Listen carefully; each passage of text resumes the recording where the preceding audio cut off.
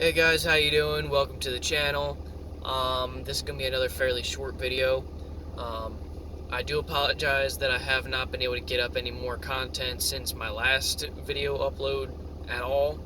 Um, I do work a fairly hectic schedule, to where I'm working about 60 plus hours a week and about 6 days a week, more or less, and anywhere up to about 14 to 16 hours in a day that I'm working. So, that is my reasoning for not getting enough content out as much as I would like to. But today is pretty much my only day off, and so, it being a Monday, there's not really much for me to do besides, like, go to my other job, which is at a tattoo shop. Which, I don't do tattoos yet, I'm still an apprentice, I'm just learning. So, just get that out of the way there. But if you want any good tattoos or piercings or anything, what have you, go right on down to Thorndale, Pennsylvania. It's called Tattoo Voodoo. It's a green building. It's right across the street from a closed down Burger King. You literally can't miss it. It's on Business 30. And also for another representation, it is basically in a stretch of road that is in between a Giant and an Acme. So, if you hit either one of those, or if you go past one and then you see the next one, you've gone too far. And you literally can't miss the building. It's bright lime green. So, if you miss it, then just turn around and you will see it in either your left or your right side. So, and yeah. But, enough of that.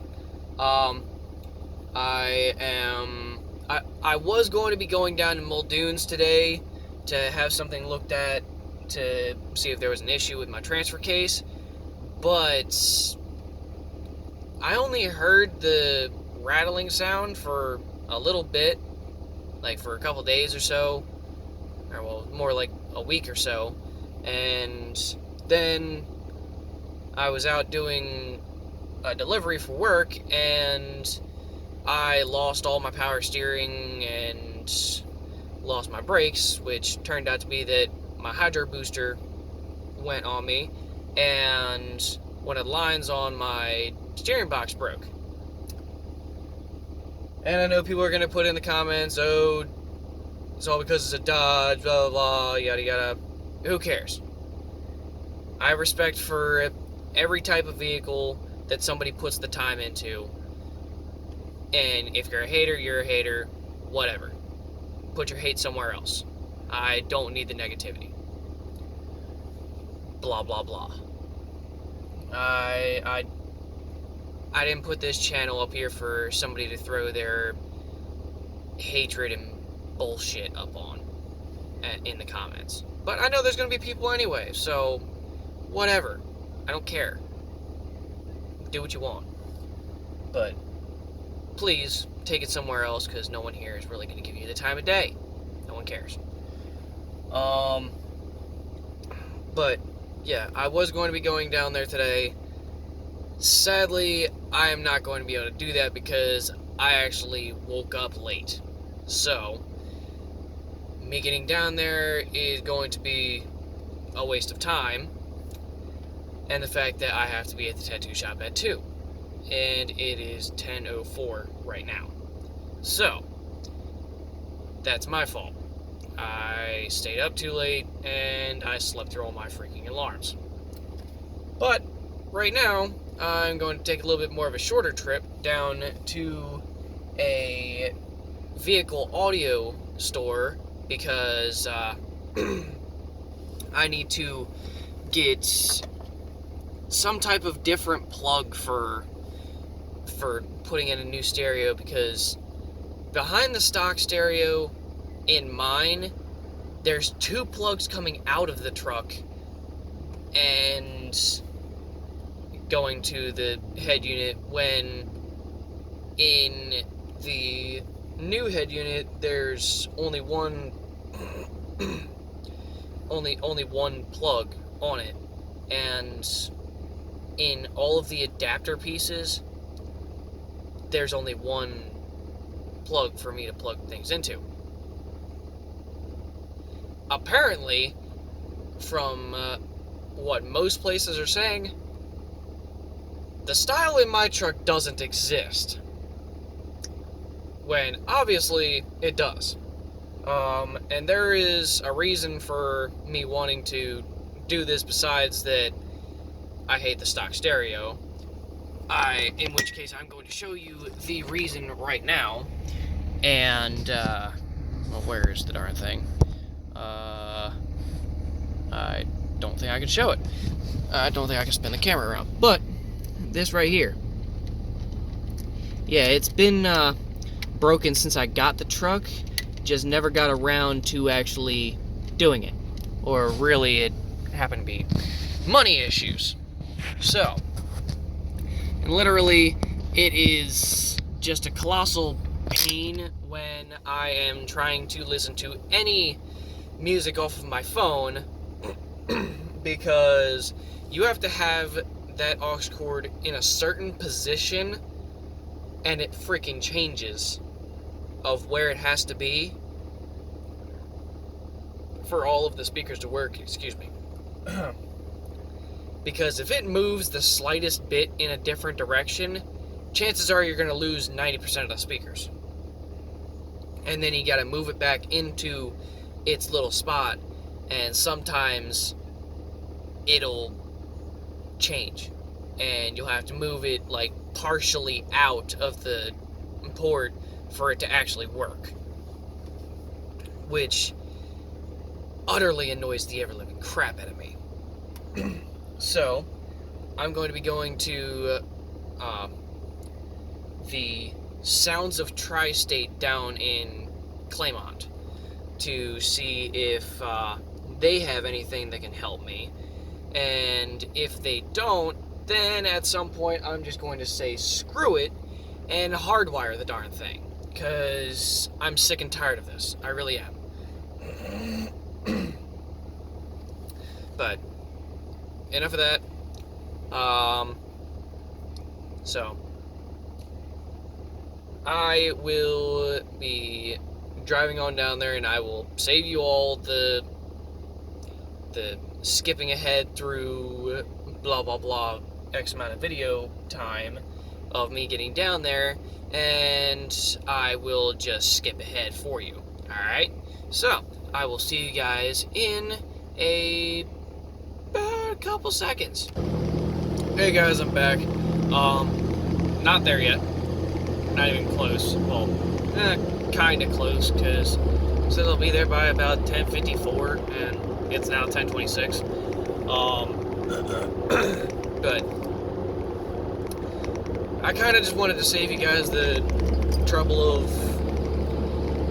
seeing me drive through the city that I live by, which is Coatesville, which utterly sucks.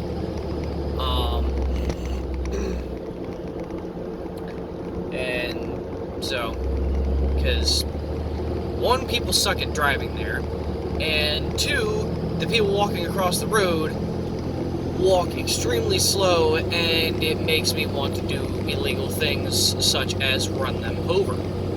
Because they will walk extremely slow and just stare at you like, yeah, I own this road, you'll wait. I'm bigger than you. Move, please. I do not want to go to jail. But, yeah, and the fact that I tend not to be that much of a talkative person when I drive, sadly, and the ironic part is I made this as a, In a quarter mile, turn right onto Newark Road. Yes, there's my GPS talking to you. But yeah, I ironically then made this as a, vehicle vlog. So, kinda defeats the purpose with that if, Take the next right onto Newark Road. I have to make it right. Yeah, it defeats the purpose of me making a video vlog, or, yeah, a video vlog. A vlog channel. Continue on Newark Road for 2 miles.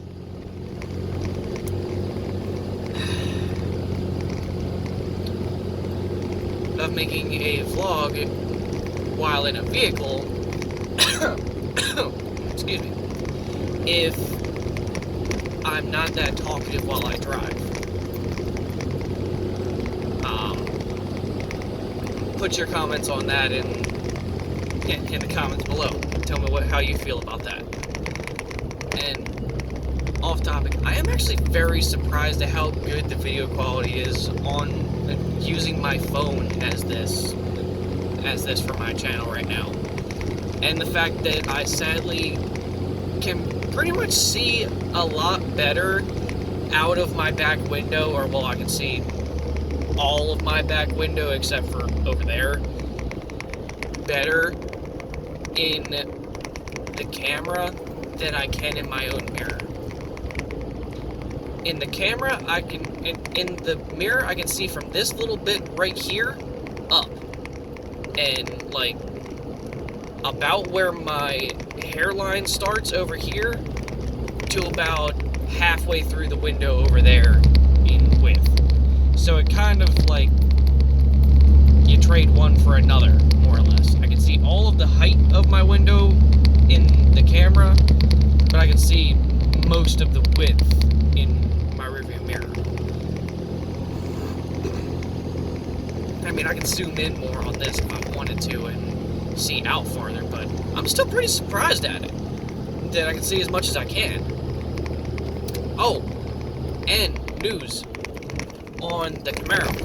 The Camaro will be getting fixed, or will be fixed in the next month and a half or so. I finally decided to call up a shop about getting the differential fixed. Surprisingly, not as much as I expected. I expected it to be like $3, $4, $5 grand to get it fixed. No, $2,100. Really? I wish I would have known this like months ago. Or I wish I would have known about it when it happened. I wish I would have known that it was that much. I was always told that it was like $2 grand just for the differential. No, it's $1,500 for a brand new differential. Which, I mean, sadly, I wish that I had the money for. Sorry, I'm itching my hand in the.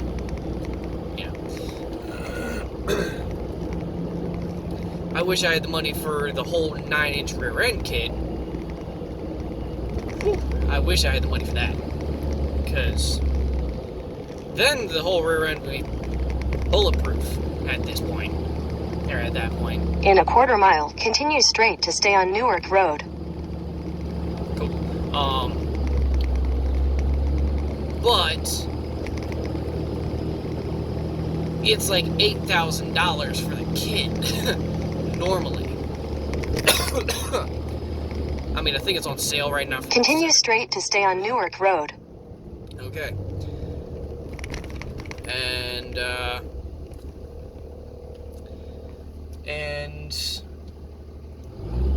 granted, it's not a bad price for what all you get. Because you get the pumpkin, you get the axles, and continue on Newark Road for 4 miles. And you get a one-piece drive. Oh, ow. That hurt. That really hurt. Ow. And you get a one-piece drive shaft. Again. Ow.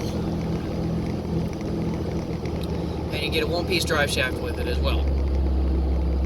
And the whole kit basically goes together with a couple bolts, more or less.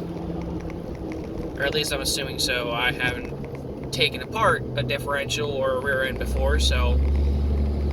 And that's why I take it to a shop, because I'm not going to trust myself with doing that and end up breaking something else, and which would cost me more money. I really don't want to deal with that. And the fact that over the course of the past couple years, my tools have surprisingly up and walked away. When pretty much most of my life I've had enough tools to where I could be considered a mechanic since the time that I was 8 years old.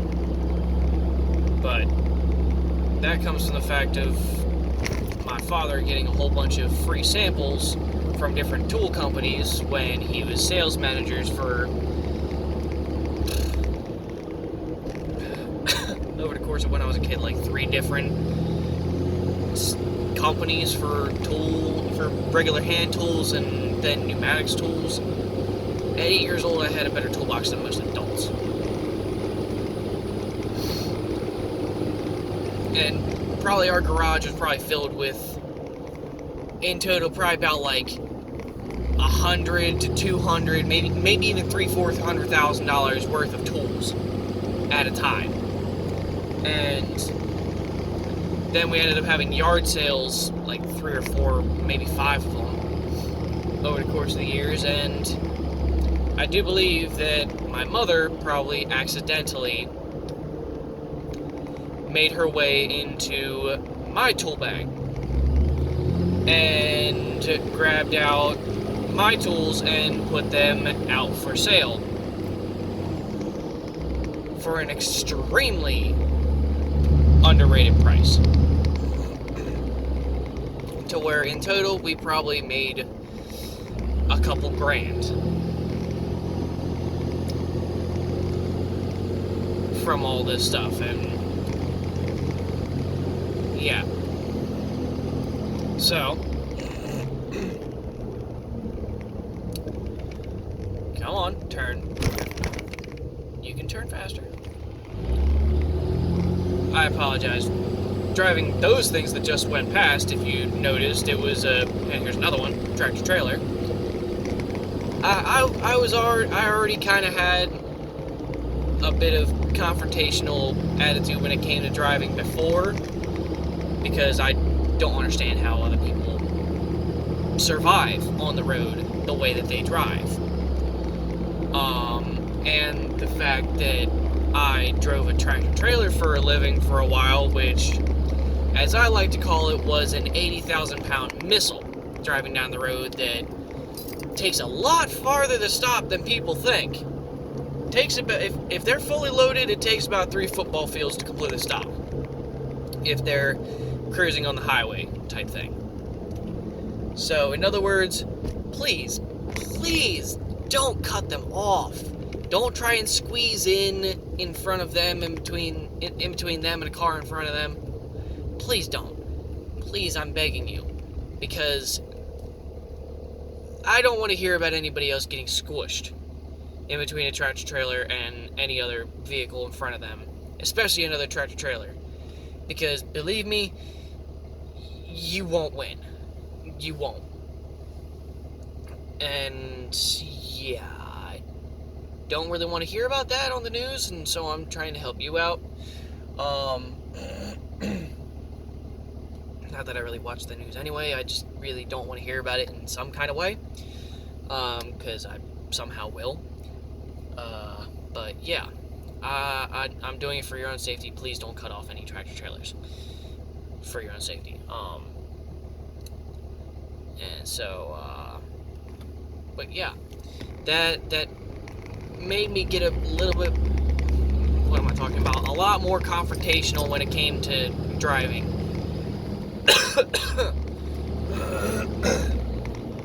And I am trying to work on it to get it back down.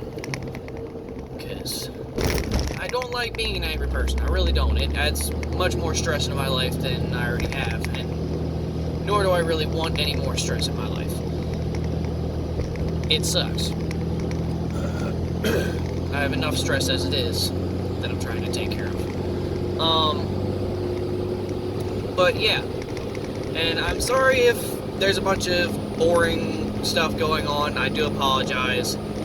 But I'm trying to give you guys a bunch more information about me, so on and so forth.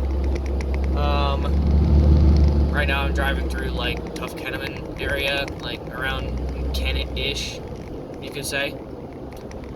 And if you see me jerking the steering around, a lot, it's because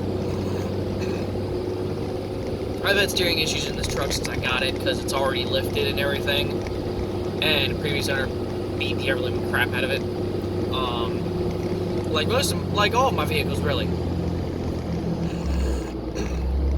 My Camaro, I've dumped a crap ton of money in since I got it. And I got it in October 2014, and it's May of 2018 now. And between then and now, I've dumped about $24,000 into it, just repairing it from weak links slowly breaking on me from not really even... In a quarter mile, turn left onto Pennsylvania 41 South, Gap Newport Pike. I mean, this last thing with the differential braking, that I kind of knew was eventually going to go, because I have basically cheater slicks on the vehicle now. Turn left onto Pennsylvania 41 South, Gap Newport Pike. Thank you, little lady in my phone. But yeah. I knew it was going to go eventually, because of the slicks and everything, and I was not told what air pressure to run the tires at. So last time I took it to the track, I wasn't really catching any traction, so I kept lowering the air pressure more and more and more. Because I just left the air pressure at what they gave them to me at, and then somebody else was using my vehicle for a couple weeks because they didn't have the extra money for getting their brakes done on their truck. So,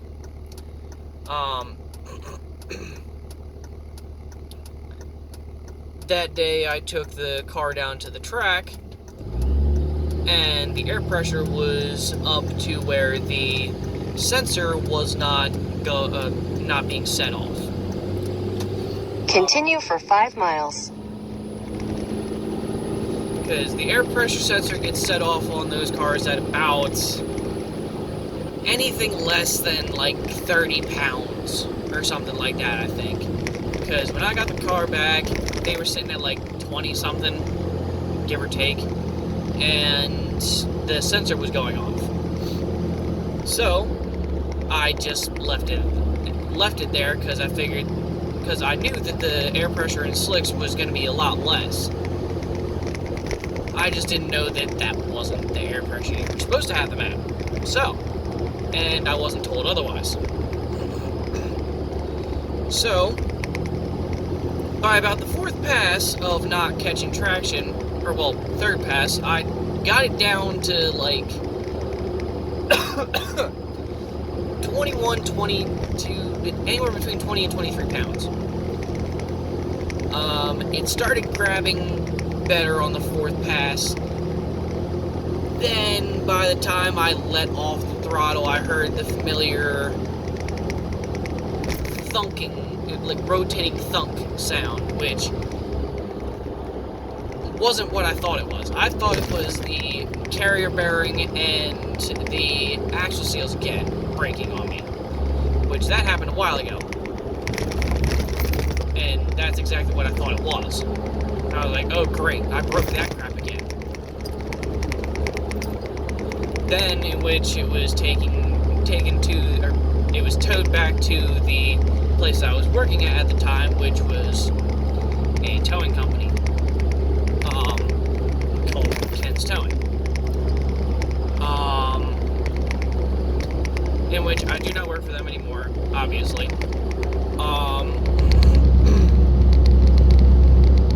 In which, as soon as I sent in the tow request to AAA and requested them, not even 10 minutes later, I get a call from my boss saying, "What did you do now?"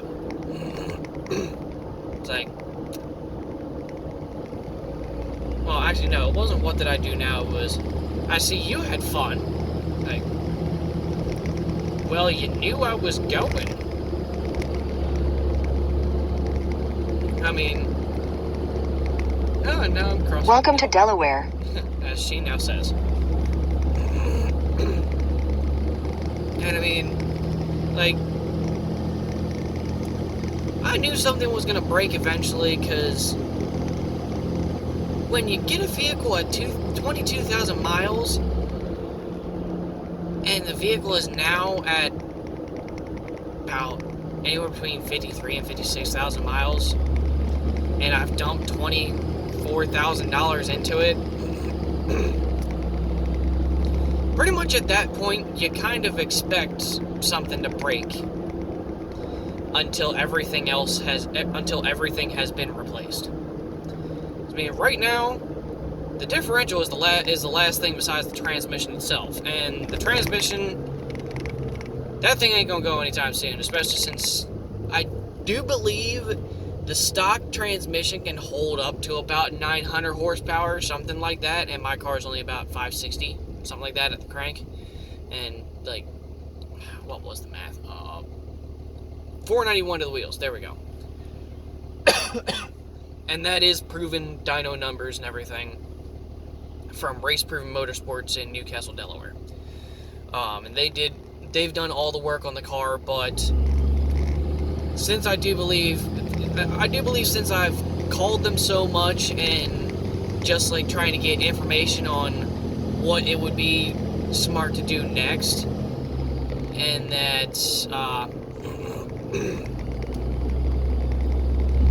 and with me not really having the money to actually do it, and with the, like, every performance shop so far as I know now has caller ID, that they just see my number come across and they just ignore it. In which, if they see this video now, they're probably going to call me back and say, no, we just haven't been getting your calls. I don't know. But I then came to find out that there is another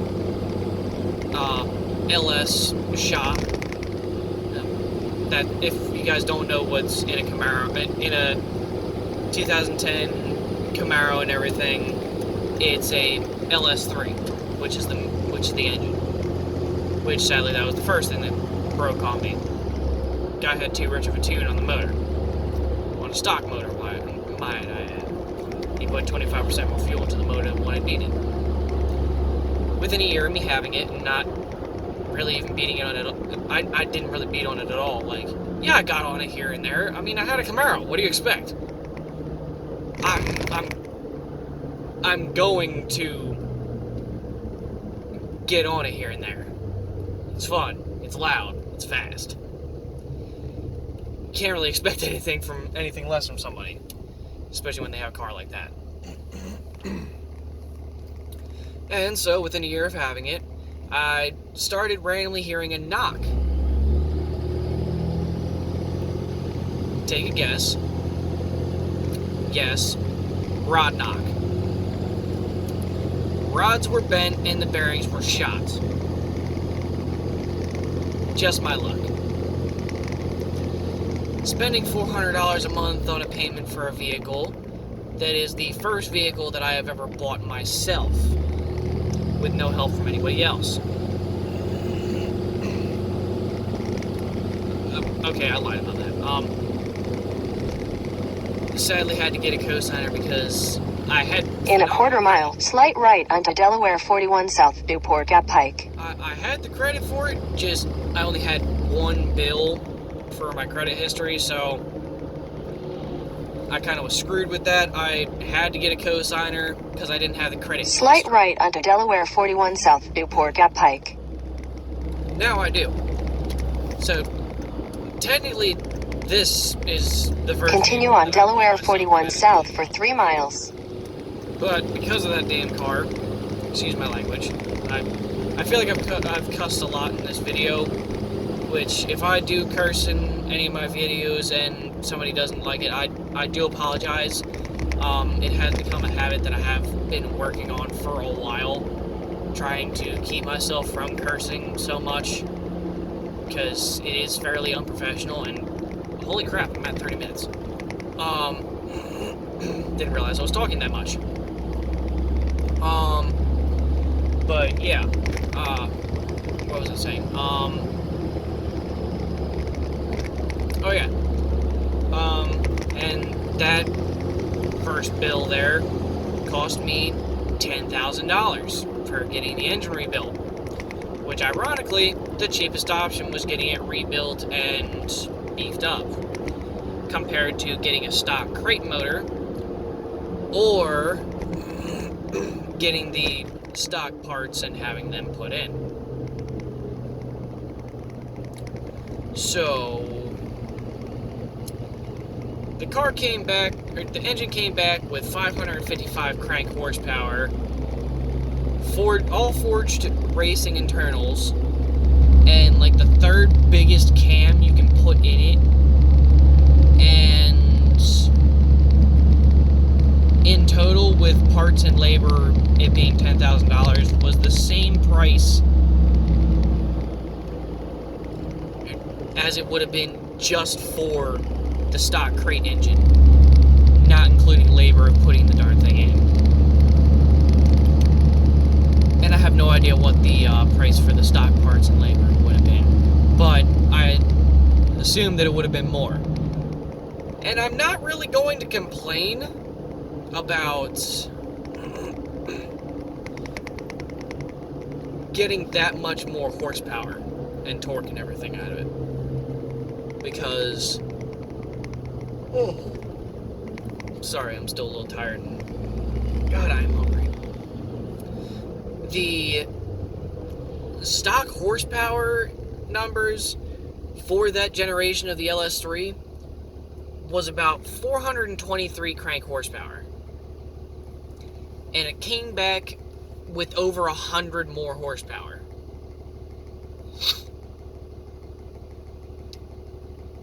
Then for it to pass inspection up here in Pennsylvania, or well, now I'm in Delaware right now, but up where I live in Pennsylvania, I didn't realize that the car came with no catalytic converters. I had no idea. I was told from the place that I bought it from, which I definitely shouldn't have trusted to begin with, because it was a Ford dealership selling a Chevy product. Yeah, I'm an idiot for that. But I was in the market for looking for a new car because my car was an utter piece of crap. It was a Dodge Neon. And so, and it was over 100,000 miles and the transmission was starting to go.